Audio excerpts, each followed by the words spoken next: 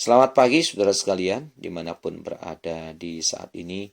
Salam sejahtera dalam kasih Tuhan Yesus. Dan salam jumpa kembali dalam renungan pagi untuk hari ini, hari Rabu tanggal 8 Desember tahun 2021. Mari kita berdoa sebelum firman Tuhan disampaikan. Bapa yang baik, Bapa di dalam sorga, berikanlah firman-Mu kepada kami Tuhan saat ini, karena kami sangat membutuhkannya. Tuntunlah terus hidup kami di dalam kebenaran, agar kami berkenan di hadapan Tuhan. Urapilah dan pakailah hamba-Mu ini ya Tuhan, untuk dapat memaparkan firman-Mu, sehingga menjadi berkat bagi semua saudara-saudara yang mendengarkannya. Terpujilah Tuhan, di dalam nama Yesus kami berdoa. Amin. Baik saudara-saudara, kita buka Alkitab kita, dan karena kita sudah berada di bulan Desember, saya ingin berbicara seputar Natal. Karena itu mari kita buka Alkitab kita dalam Injil Matius pasal 1 ayat 18 sampai 25. Matius pasal 1 ayat 18 sampai 25. Dan karena pembahasan ini cukup panjang, maka saya akan memaparkannya atau membahasnya secara bersambung. Mari kita baca dimulai dari ayat 18, dan kita akan mengambil makna atau mengambil pelajaran dari ayat per ayat, dan biar kita terapkan dalam kehidupan kita sehari-hari, saudara-saudara. Matius 1 ayat 18, begini firman Tuhan. Kelahiran Yesus Kristus adalah seperti berikut. Pada waktu Maria ibunya bertunangan dengan Yusuf, ternyata ia mengandung dari Roh Kudus sebelum mereka hidup sebagai suami istri. Saudara-saudara, berita mengenai kelahiran Yesus itu hanya dicatat oleh Injil Matius dan Injil Lukas saja. Sedangkan Injil Markus dan Injil Yohanes tidak mencatatnya. Rupa-rupanya Tuhan memandang cukup 2 Injil saja yang menceritakan tentang kelahiran Yesus. Berarti ada 2 saksi yang menyatakan bahwa benar-benar Yesus pernah lahir dalam dunia ini. Mengapa 2 Injil saja yang mencatat tentang kelahiran Yesus? Ya, karena saksi itu minimal 2, saudara sekalian. Tetapi walau demikian, ada 4 Injil yang menceritakan tentang kehidupan Tuhan Yesus selama dalam dunia ini. Berarti ada 4 saksi yang melihat Yesus memang pernah hidup di dalam dunia ini, saudara-saudara.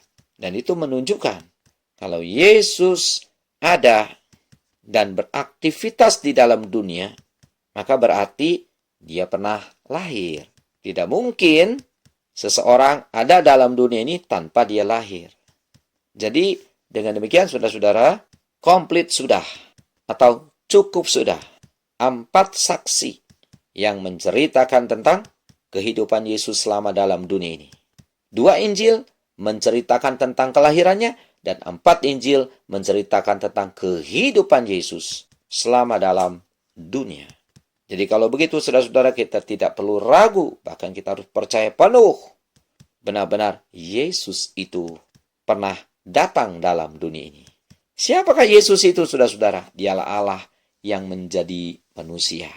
Bukan manusia yang dialahkan ya, saudara-saudara, awas jangan salah. Yesus itu adalah Allah yang jadi manusia. Bukan manusia yang dijadikan Allah. Tidak sama sekali. Kalau Yesus itu adalah manusia yang dijadikan Allah, saudara-saudara, kita tidak perlu percaya kepada Yesus. Mari kita tinggalkan Yesus bersama-sama. Sebab dia manusia biasa. Lah ngapain manusia disembah-sembah, disanjung-sanjung, diagung-agungkan? Tak ada gunanya. Yang layak disembah, yang layak dipuja-puji, yang layak diagungkan itu hanya Allah, saudara-saudara.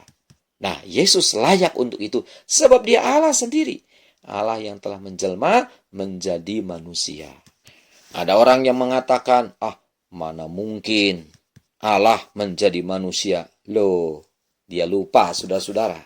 Bagi Allah, tidak ada yang mustahil. Karena dia Allah, dia mau jadi apapun bisa. Mau jadi buaya? Bisa. Mau jadi gajah? Bisa. Mau jadi harimau bisa. Mau jadi semut pun dia bisa. Mau jadi apapun Allah bisa, saudara-saudara, sebab dia Allah. Tapi mengapa Allah tidak memilih menjadi hewan? Sebab bukan hewan yang mau diselamatkan, saudara-saudara. Yang mau diselamatkan itu adalah manusia. Sebab manusia sudah berdosa, dan karena manusia sudah berdosa, manusia harus masuk ke dalam neraka. Itulah sebabnya dia menjadi manusia. Sama seperti saudara dan saya, hanya bedanya Yesus tidak berdosa, saudara. Kita berdosa. Bahkan banyak sekali dosa kita. Tetapi puji Tuhan, dengan kelahirannya itu, Tuhan Yesus mau menebus kita dari dosa dan mau menghapus segala dosa kita, sehingga kita layak bertemu Bapa di sorga dan memiliki hidup kekal, serta nanti kita akan berjumpa dengan Tuhan Yesus di dalam kekekalan. Segala puji, hormat, kebesaran, kemuliaan bagi nama Tuhan. Jadi bolehlah saudara-saudara, kita sekarang mengambil satu kesimpulan bahwa Yesus lahir ke dalam dunia ini itu membuktikan kasih-Nya yang maha besar dalam kehidupan kita manusia. Tanpa Yesus lahir, saudara-saudara, maka keselamatan untuk kita itu tidak ada. Tanpa Yesus lahir, maka tidak ada penghapusan dosa. Sebab, saudara, keselamatan dan penghapusan dosa manusia hanya dikerjakan, maksud saya hanya bisa dikerjakan oleh Tuhan Yesus Kristus saja. Tidak bisa oleh manusia yang lain. Sebab semua manusia dalam dunia ini sudah berdosa, termasuk kita. Manusia tidak bisa menghapuskan dosa dengan perbuatannya sendiri atau dengan usahanya sendiri. Sekalipun manusia itu baik dan selalu berbuat baik, bahkan hebat berbuat baiknya, tapi manusia tetap tak bisa dan tak mampu menghapuskan segala dosa-dosanya. Orang yang terikat dengan tali yang kuat, tangan dan kakinya, tak akan bisa melepaskan sendiri ikatan-ikatan itu. Mesti ada orang lain yang bebas dari ikatan, yang diperlukan untuk membuka ikatan-ikatan itu. Baru orang yang terikat itu bisa dibebaskan dari ikatannya. Demikian, saudara-saudara, kita manusia sudah berdosa. Mana bisa kita melepaskan diri dari ikatan dosa dengan usaha kita sendiri? Tidak mungkin. Tidak bisa. Dan itu mustahil adanya. Kita butuh Yesus yang tidak berdosa melepaskan segala ikatan-ikatan dosa. Baru kita bisa terlepas dari ikatan dosa. Itu sebabnya, saudara-saudara, Tuhan Yesus mau datang ke dalam dunia ini agar Dia melepaskan kita dari segala ikatan dosa, bahkan menghapuskan kita dari segala dosa-dosa yang sudah kita perbuat, sehingga kita dibuat layak di hadapan Bapa di sorga. Pantas, saudara-saudara, Yesus berkata, "Akulah jalan, kebenaran, dan hidup. Tak seorang pun sampai kepada Bapa di sorga kalau tidak melalui Yesus Kristus." Sebab itu, saudara-saudara, kita perlu bersyukur dan berterima kasih Tuhan Yesus mau lahir dalam dunia ini. Nah, mari sekarang kita mau melihat dan mengambil makna-makna berharga yang bisa kita terapkan dalam kehidupan ini, saudara-saudara.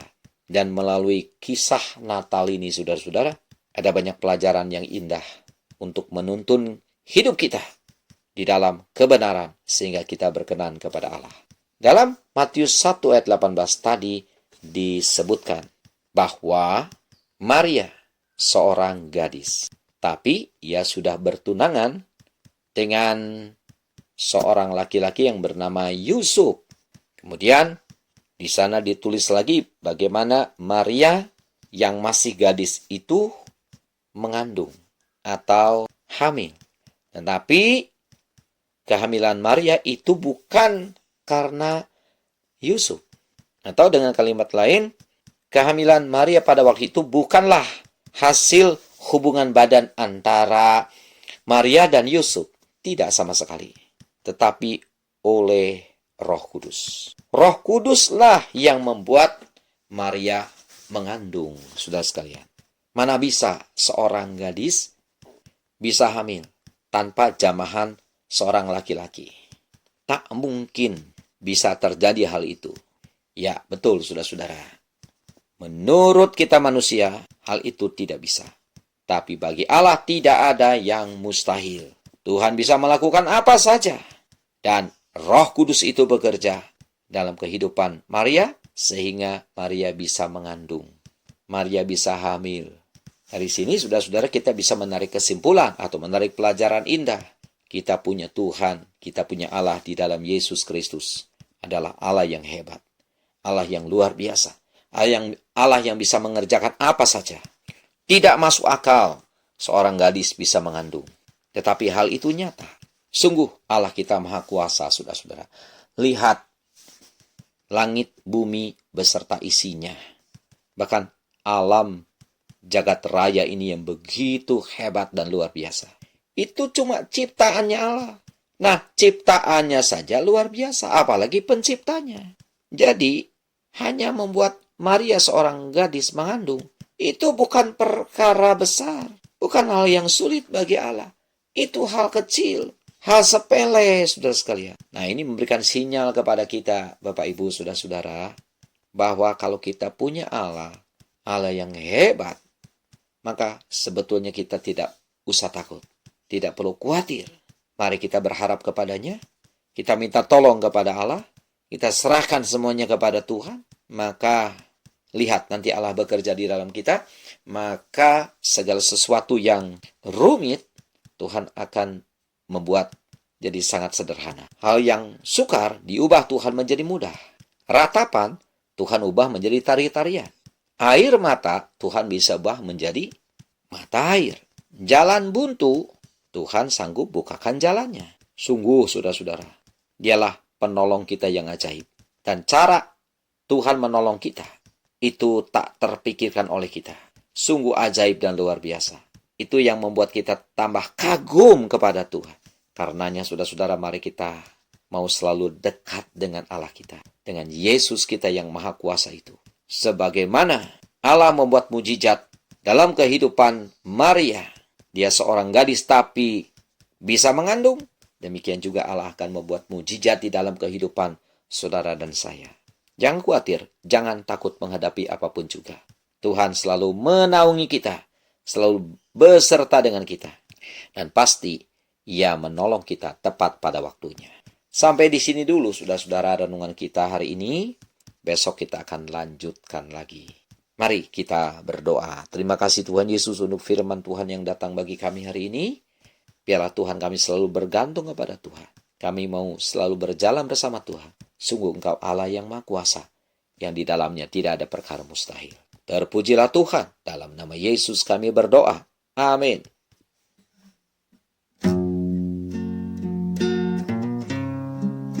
Allah kuasa melakukan segala perkara. Allahku maha kuasa. Dia ciptakan seisi dunia, atur segala masa. Allahku maha kuasa. Allah kuasa melakukan segala perkara. Allahku maha kuasa. Dia ciptakan seisi dunia, atur segala masa. Allahku maha kuasa.